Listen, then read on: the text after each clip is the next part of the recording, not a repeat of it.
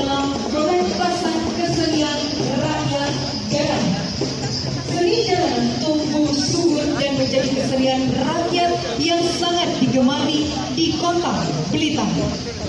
Jauh sebelum masa kemerdekaan, Sang Adipati Blitar pada masa lalu memiliki cemeti pusaka yang sangat terkenal, yaitu cemeti Samandima.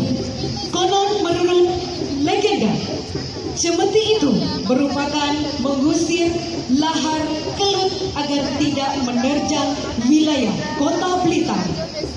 Pada saat ini, Taman Pecut yang berada di selatan alun-alun Blitar menjadi destinasi wisata yang menarik bagi warga kota untuk bercengkrama dan melepas lelah.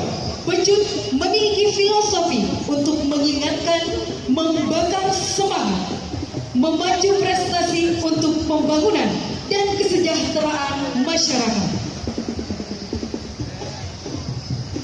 Dengan koreografer Dina Dwi Fianti, penata artistik Andit Rudianto, penata musik Galih Robi Binur SSN, penata rias busana Nifaul Rimayati.